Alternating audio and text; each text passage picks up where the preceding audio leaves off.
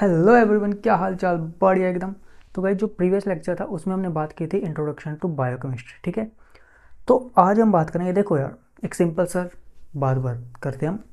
देखो, आप सबको पता है कि हम सब सेल्स से बने हैं। ठीक है, हम सब किससे बने? सेल से बने हैं। तो क्या कभी सोचा है कि जो सेल है वो किससे बनी है? हम सब तो सेल से बने हैं, लेकिन सेल किससे बनी है, ये बहुत बड़ा सवाल है। अच्छा, अगर मैं आपको एक बात कहूँ कि हमारी पूरी लाइफ बस 4 तरह के मॉलिक्यूल्स पे चल रही है, मतलब पूरे के पूरी जो लाइफ है हमारी, उनको कौन चला रहा है? बस 4 तरह के मॉलिक्यूल्स। क्या यकीन करोगे? नहीं करना पड़ेगा। देखो, तो वो 4 तरह के मॉलिक्यूल्स पे हमारी पूरी की पूरी जो लाइफ है वो चल रही है। तो आज के लेक्चर में हम क्या देखेंगे कि बायोमोलिक्यूल्स हमारे पास क्या होते हैं, जो किस तरह से जो बायोमोलिक्यूल्स हैं वो हमारी जो लाइफ है उसकी केमिकल फाउंडेशन बनाता है। ठीक है, और कैसे ये मॉलिक्यूल्स मिलकर एक पूरे के पूरे लिविंग ऑर्गेनिज्म को बनाते हैं। तो आज के लेक्चर में हम इस चीज़ को स्टडी करेंगे। तो सबसे पहले आज हम बात करने वाले हैं कि बायोमोलिक्यूल्स होते क्या हैं। ठीक है, तो सबसे पहले हम किसकी बात कर रहे हैं कि हमारे पास जो बायोमोलिक्यूल्स हैं ये आखिर हैं क्या। अब देखो, नाम पे आते हैं। बायो का मतलब क्या होता है हमारे पास? लिविंग। ठीक है, और मोलिक्यूल्स का मतलब क्या होता है हमारे पास? Organic molecules. तो मतलब बायोमोलिक्यूल्स बेसिकली है क्या? वो मोलिक्यूल जो किस में प्रेजेंट है हमारे पास? लिविंग ऑर्गेनिजम्स में प्रेजेंट है, उसी को हम क्या बोल रहे हैं? बायोमोलिक्यूल्स।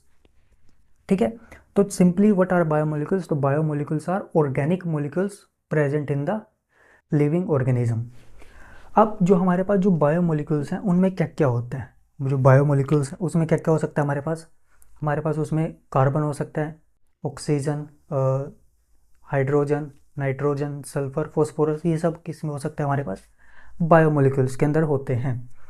अब इसी वजह से जो लाइफ है उसको हम बोलते हैं कार्बन बेस्ड लाइफ। क्यों?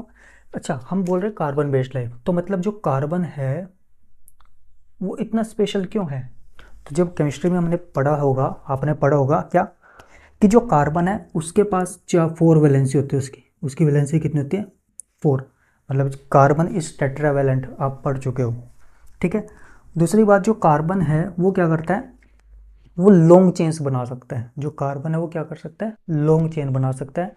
और जो कार्बन है वो रिंग कंपाउंड्स भी बनाता है। ठीक है, रिंग्स भी बनाता है। तीसरी बात, जो कार्बन है वो हमारे पास जो डबल और ट्रिपल बॉन्ड्स भी बनाता है। इसी वजह से जो कार्बन है उसको हाँ वो क्या करता है, मतलब इसी वजह से जो हमारी बॉडी के जो कॉम्प्लेक्स मॉलिक्यूल्स है वो पॉसिबल हो पाते हैं। अगर कार्बन ना होता तो जो कॉम्प्लेक्स मॉलिक्यूल्स थे वो पॉसिबल नहीं थे। इसी वजह से एक लाइन आप याद रखना, क्या? सिंपली कि no carbon is equal to no complex life. एक छोटी सी सिंपल लाइन है कि अगर कार्बन नहीं तो कोई कॉम्प्लेक्स लाइफ नहीं होती। ठीक है, अच्छा, हम बात कर रहे हैं कि बायोमोलिक्यूल्स की। तो हम यहाँ पे जो मेन बायोमोलिक्यूल्स की बात कर रहे हैं, देखो हमारी पूरी लाइफ 4 मेन बायोमोलिक्यूल्स पर टिकी हुई है। कौन कौन सा? कार्बोहाइड्रेट्स, प्रोटीन्स, लिपिड्स और हमारे जो न्यूक्लिक एसिड्स हैं। ठीक है, तो अगर मैं बात करूँ कार्बोहाइड्रेट्स की, किसकी? कार्बोहाइड्रेट्स। तो जो कार्बोहाइड्रेट्स हैं, ये कार्बोहाइड्रेट्स किस, मतलब देखो इनको डिटेल में तो हम बाद में पढ़ेंगे, बस अभी मैं एक ओवरव्यू दे रहा हूँ। तो कार्बोहाइड्रेट किसके लिए रिस्पॉन्सिबल है? एनर्जी के लिए। ठीक है, कार्बोहाइड्रेट किसके लिए रिस्पॉन्सिबल है? एनर्जी के लिए। अच्छा, उसके बाद हमारे पास प्रोटीन्स। प्रोटीन्स प्रोटीन्स किसके लिए रिस्पॉन्सिबल है? हमारी जो बॉडी स्ट्रक्चर और फंक्शन के लिए रिस्पॉन्सिबल है। प्रोटीन्स किसके लिए रिस्पॉन्सिबल है? स्ट्रक्चर और फंक्शन के लिए। जो हमारे पास लिपिड्स होते हैं, लिपिड्स किसके लिए रिस्पॉन्सिबल है? जो हमारी जो मेम्ब्रेन है उसको बनाने के लिए कौन रिस्पॉन्सिबल है? लिपिड। ठीक है, और जो एनर्जी को स्टोर करता है वो भी कौन करता है? लिपिड्स। और जो हमारे न्यूक्लिक एसिड्स हैं, न्यूक्लिक एसिड्स ये बेसिकली जेनेटिक इन्फॉर्मेशन को स्टोर करते हैं। कौन? Nucleic acids. तो देखो हमारे पास बस 4 ही मेन बायोमोलिक्यूल्स है जिन पे हमारी पूरी लाइफ टिकी हुई है। ठीक है, हम इनको 4 पिलर्स ऑफ लाइफ बोल सकते हैं। कौन कौन से? कार्बोहाइड्रेट, प्रोटीन्स, लिपिड्स और न्यूक्लिक एसिड्स। ठीक है, carbohydrate is responsible for energy. Proteins क्या करता है? स्ट्रक्चर और फंक्शन के लिए। लिपिड क्या करता है? मेम्ब्रेन बनाता है और जो एनर्जी स्टोर है उसके लिए। और न्यूक्लिक एसिड जेनेटिक इन्फॉर्मेशन के लिए। ठीक है, तो ये हमारे पास क्या है? मेन 4 तरह के क्या है? बायोमोलिक्यूल्स हैं। अच्छा, इनको समझने के बाद हमारे पास एक छोटा सा टॉपिक आता है कि ये तो हो गए बायोमोलिक्यूल्स, ठीक है। अब एक और छोटा सा टॉपिक यहाँ पर हमारे पास आता है कि बायोमोलिक्यूल्स तो हमने पढ़ा कि जो मोलिक्यूल्स प्रेजेंट होते हैं किसमें, लिविंग ऑर्गेनिज्म में, उसको हम क्या बोल रहे हैं, बायोमोलिक्यूल्स।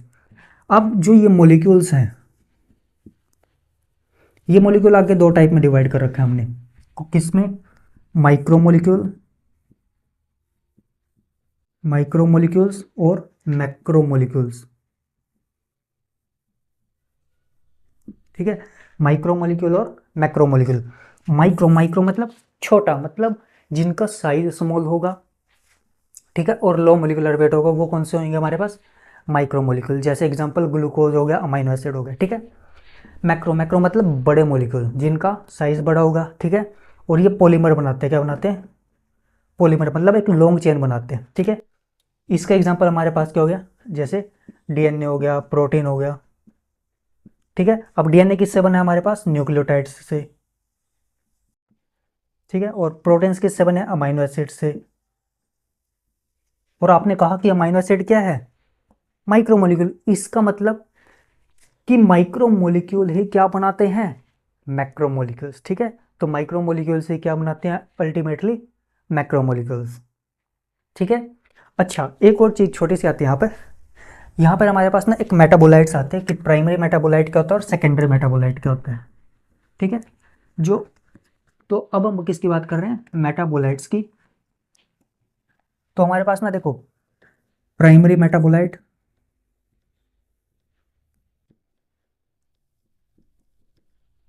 और एक आता है हमारे पास सेकेंडरी मेटाबोलाइट, ठीक है। प्राइमरी मेटाबोलाइट का मतलब क्या है कि ऐसे मॉलिक्यूल्स जो चाहिए, मतलब जो लिविंग ऑर्गेनिज्म है उसको सर्वाइवल के लिए डायरेक्टली चाहिए, ठीक है। So primary metabolites which are required directly for survival, उसको हम क्या बोलेंगे, प्राइमरी मेटाबोलाइट, ठीक है।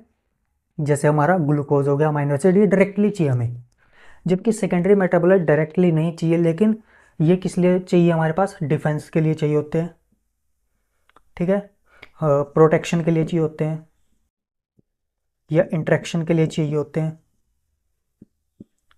ये कौन से हैं, सेकेंडरी, मतलब सेकेंडरी मतलब जो इतने ज़रूरी तो नहीं है, लेकिन मतलब डायरेक्टली नहीं चाहिए, लेकिन वो हेल्प करते हैं किसमें, डिफेंस में, प्रोटेक्शन में और इंटरेक्शन में। इसका एग्जांपल क्या हो गया हमारे पास, जैसे एल्केलॉइड्स हो गया, पिगमेंट्स हो गया, आपका एंटीबायोटिक्स हो गया, ये सारे क्या हैं, सेकेंडरी मेटाबोलाइट्स हैं, ठीक है।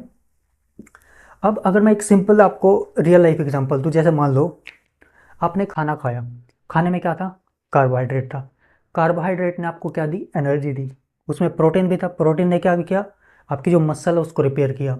जो आपने खाना खाया उसमें लिपिड भी था, लिपिड ने हॉर्मोन्स बनाए। और जो आपका उसमें क्या था, और न्यूक्लिक एसिड्स, ठीक है। तो न्यूक्लिक एसिड भी था, वो तुम्हारी आइडेंटिटी बना रहा है, तुम्हारी आइडेंटिटी जो आज तुम हो, वही हमारे पास क्या है, न्यूक्लिक एसिड्स हैं, ठीक है। तो ये एक छोटा सा ओवरव्यू था बायोमोलिक्यूल्स का। आई होप आपको समझ आ गया होगा, ठीक है। ताकि और जो ये बायोमोलिक्यूल्स हैं इनको आगे हम डिटेल में करेंगे, ठीक है। तो अगले लेक्चर में हम बात करेंगे कार्बोहाइड्रेट को, कि कार्बोहाइड्रेट एक्चुअल में होते क्या हैं, ठीक है, कितने टाइप के हैं और कौन कौन से हैं, वो सब हम डिटेल में स्टडी करेंगे।